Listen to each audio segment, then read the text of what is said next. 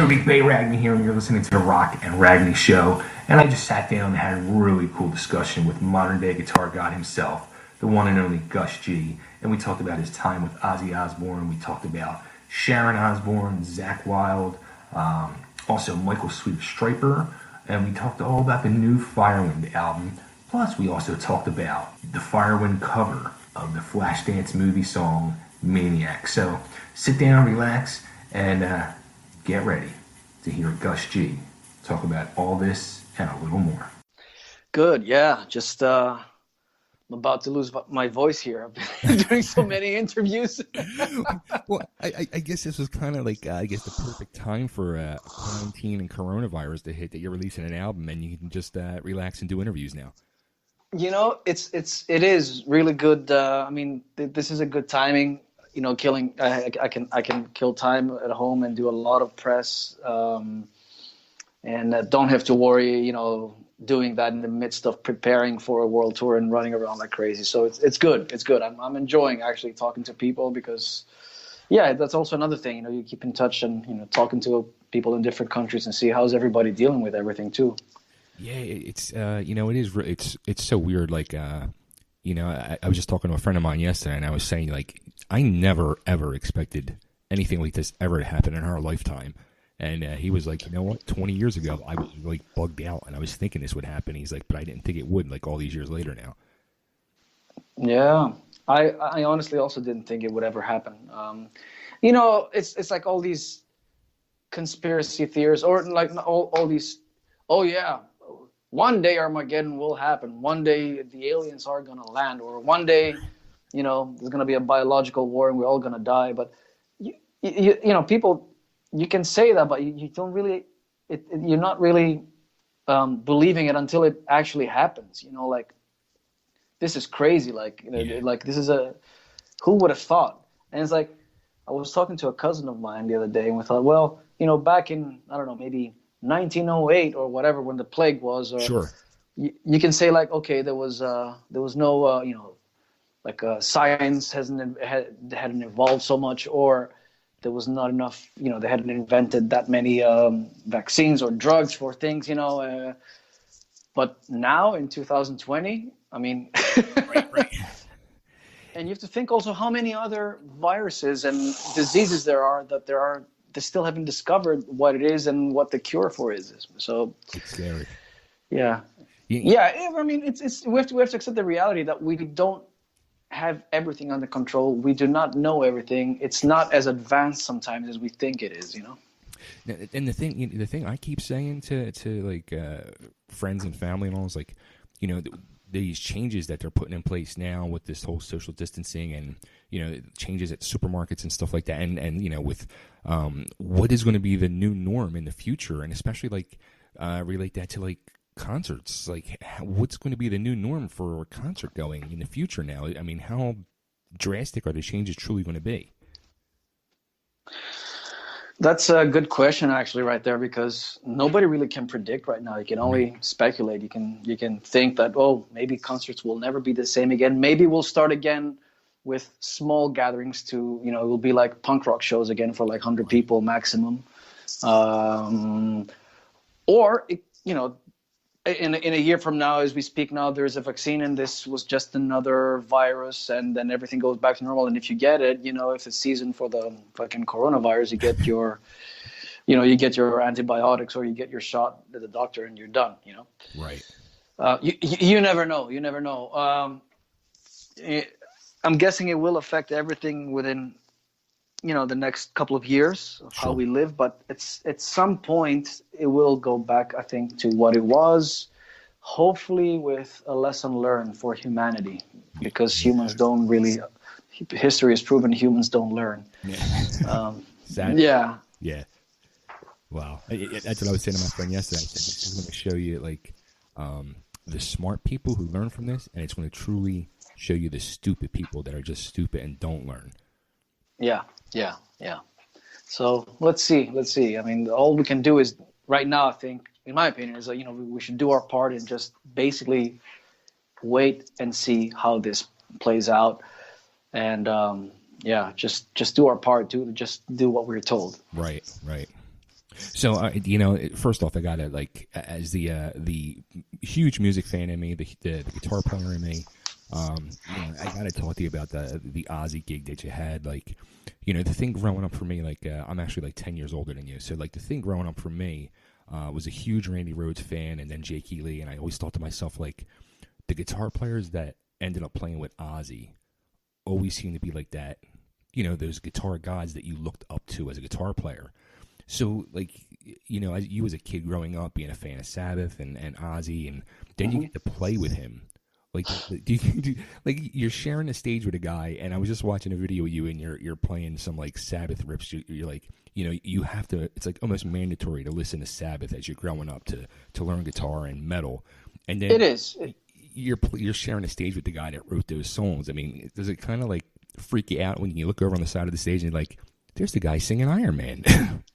Yep. It always did. It was always a pinch me moment. I was like, wow, there, right there is really, it's Ozzy. It's not some guy from some band, it's, it really is Ozzy Osbourne, and we are really playing Fairies Wear Boots. Fuck, what the hell?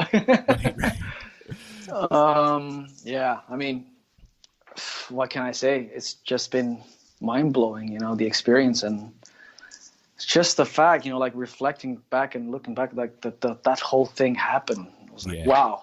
It's, what can I say? It was just a blessing, especially growing up and into this and loving this music so much. And yeah, what can I say? It's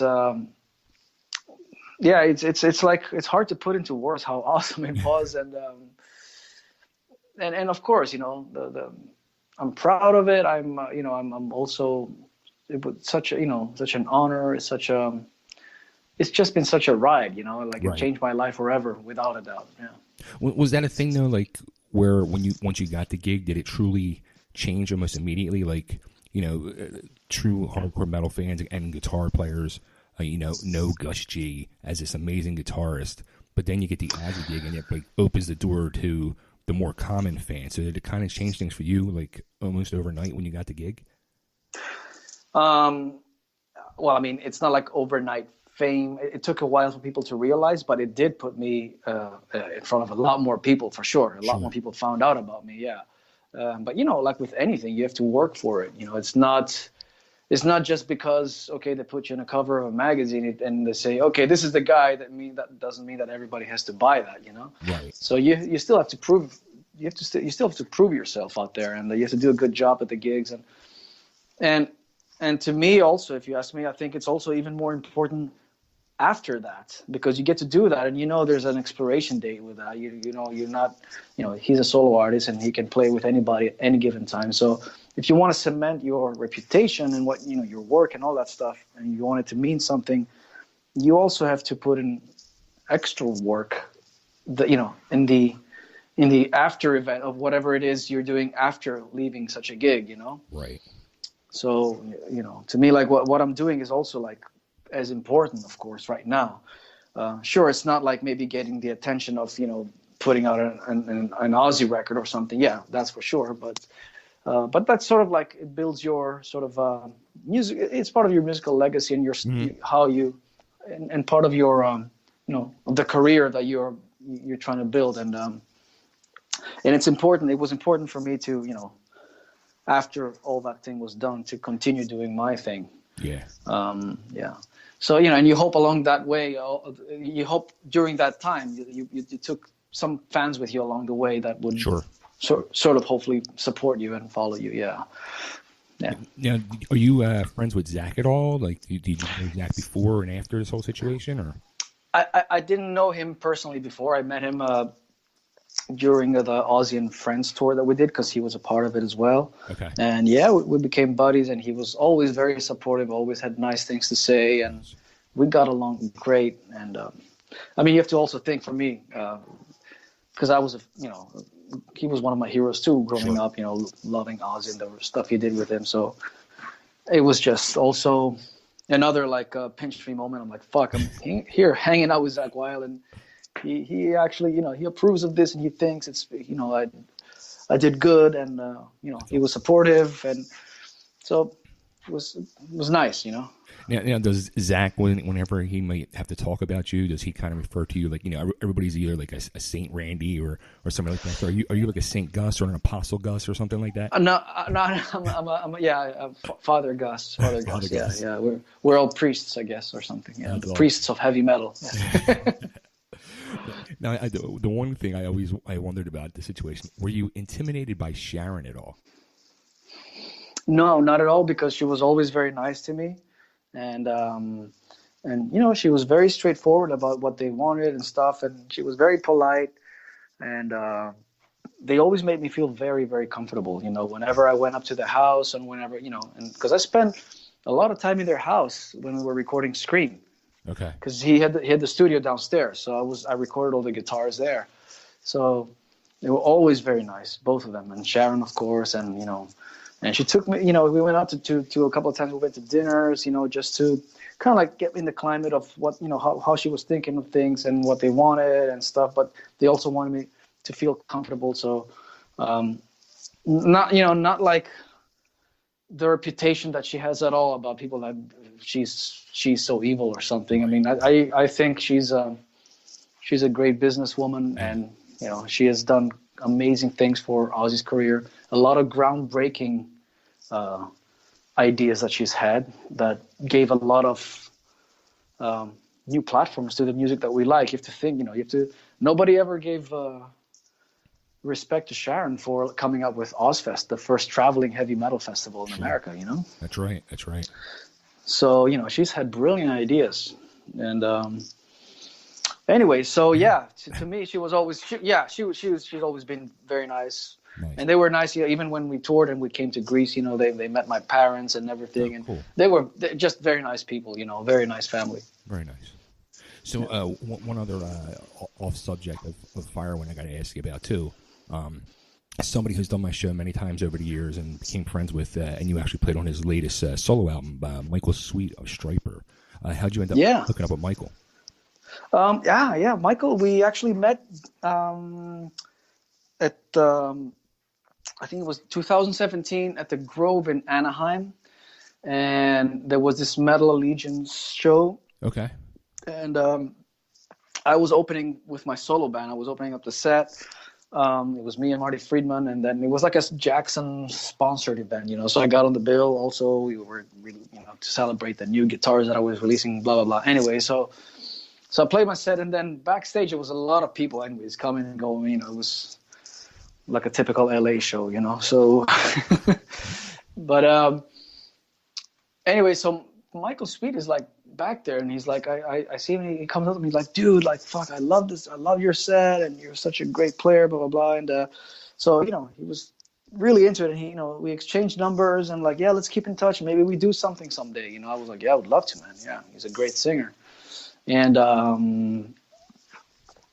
anyways, yeah, we kept in touch a little bit, and then at some point he emailed me and asked me about this solo thing, the solo part he wanted, and of course, yeah. Wow, so that's awesome. It was very, very, very easy, So he just sent me the track, and I did it in my home studio. I sent it back to him, and there you have it. And it's a really good record, Yeah. The last solo record he did. That's awesome. Cool. So, all right. So the new album, the new Firewind album, comes out actually next month in May. Now you're just calling this one Firewind. Why just self-title it?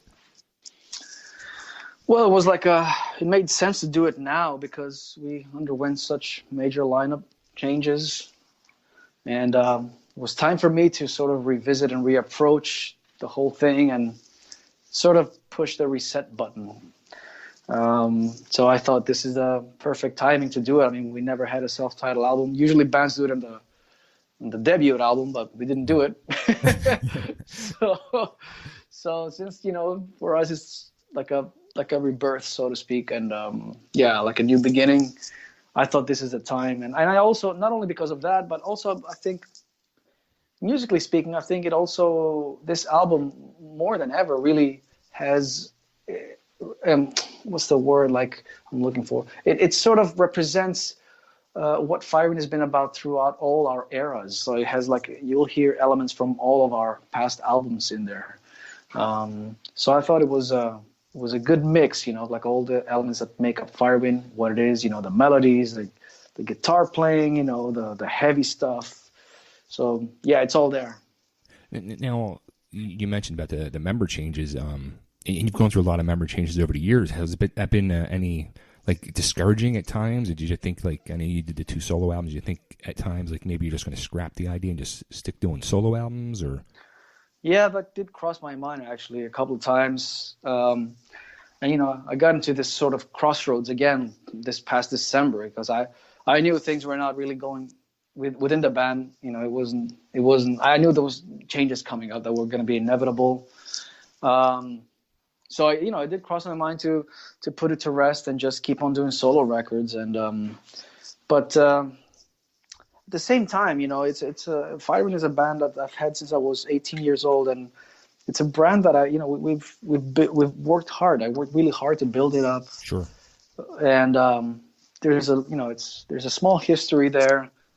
And you know, we've been blessed that we've had, you know, we have a worldwide fan base. It's not a big or huge band or anything, but it's a band that has fans and supporters in all corners of the world. So, you know, you don't just get to leave all that, and then especially when you've built it up so hard with so much work. So I had to really do some serious thinking there, and I was like, well, am I going to give this up, or? And I decided that, you know, I'm not ready to call it quits yet. I still have things to say with this band, and I thought I believed in the new album that I had in my hands. I knew that I just needed to find the right singer, and yeah. And that's something I was wondering too with your new singer Herbie. I had seen like in an older interview you had said, which ended up causing you to do, I guess, your first solo album, that you couldn't find any suitable singer. So I was like, okay, so what makes Herbie a suitable singer for you? Well, first of all, it's like for me, it's the sound of the voice. You know, like for some reason, it's like a feeling thing that I have. Like I can sense that if I hear if I hear a singer, I can instantly either hear my riffs and my music with his voice combined, or I don't hear it at all. You know, so and with Herbie, I heard it was there right from the start. It was like, this is the guy. He reminded me a lot of our first singer, Stephen Frederick, from the first 2 records. Okay. And this is a singer that I've always loved so much, and you know, and I was a fan of his when he did the Ken Zinner albums. So anyways, I was like, well, this is the guy that, first of all, reminds me of that kind of era, which is, you know, it took me back to where I started, you know, as a kid with Firewind, and I wanted that kind of feeling again. You know, I wanted that sort of type of aggression in our music, but he was also a very melodic singer and had his own style, of course. And